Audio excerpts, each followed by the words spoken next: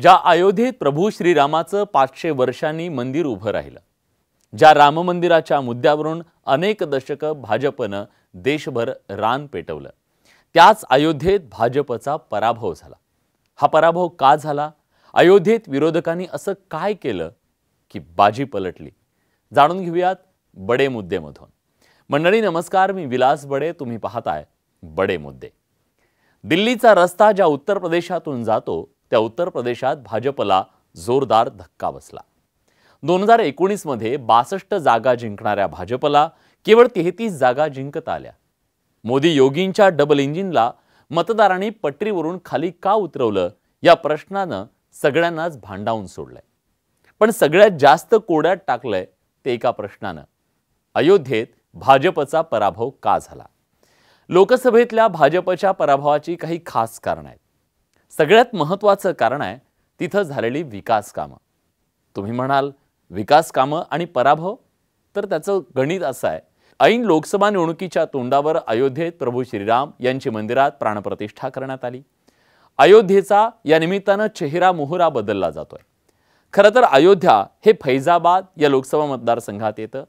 तिथून भाजपनं लल्लू सिंग यांना मैदानात उतरवलं, तर समाजवादी पार्टीनं अवधेश प्रसाद यांना उमेदवारी दिली। तेच इथं जायंट किलर ठरले।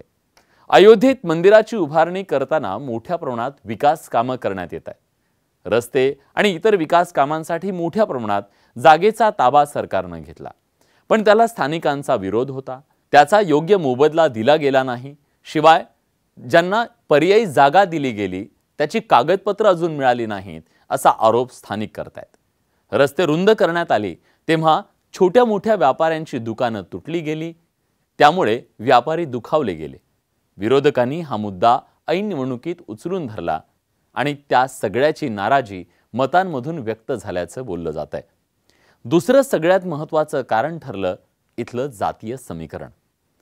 1957 नंतर पहिल्यांदाच इथं अनुसूचित जमातीतला उमेदवार समाजवादी पक्षाकडून देण्यात आला। त्यामुळे दलित मतांचं एक गठ्ठा ध्रुवीकरण झालं। त्याला मतदारसंघातल्या 5 लाख मुस्लिम मतांची एक गठ्ठा बेगमी मिळाली। त्यामुळे भाजपच्या उमेदवाराला पराभव पत्करावा लागल्याचं बोललं जात आहे। तिसरं महत्त्वाचं कारण आहे, भाजपकडे राम मंदिर हा निवडणुकीतला सगळ्यात मोठा मुद्दा होता। भाजपनं राम मंदिरावरून विकास कामांच्या मुद्द्यावरून जोरदार वातावरण निर्माण केलं। प्रत्येक भाषणात राम मंदिराचा उल्लेखही केला, पण या मुद्द्यावरून त्यांना मतांचं ध्रुवीकरण करण्यात अपयश आलं। चौथा महत्त्वाचा मुद्दा, लोकसभेचे उमेदवार लल्लू सिंग यांच्याबद्दल स्थानिक पातळीवर पक्षांतर्गत प्रचंड नाराजी होती। ऐन लोकसभा निवडणुकीच्या तोंडावर काही युवा नेते पक्षातून बाहेर पडले, ते समाजवादी पक्षात गेले। स्थानिक आमदार आणि पक्षांतर्गत नाराजीचा सुद्धा या ठिकाणी भाजपला फटका बसल्याचं बोललं जात आहे।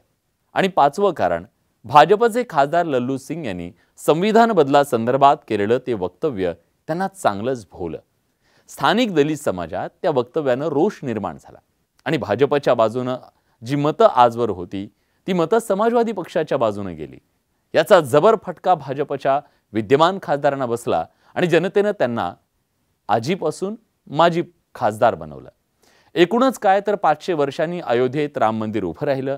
भगवी पताका फडकवण्यात भाजपला यश आलं खरं, पण त्याच्या पायामध्ये अनेक प्रश्न, गुंतागुंत आणि अस्वस्थता होती। ती दूर करण्यात मात्र भाजपला अपयश आलं आणि त्यामुळे अयोध्येत भाजपला राम सुद्धा वाचवू शकले नाहीत असंच म्हणावं लागेल।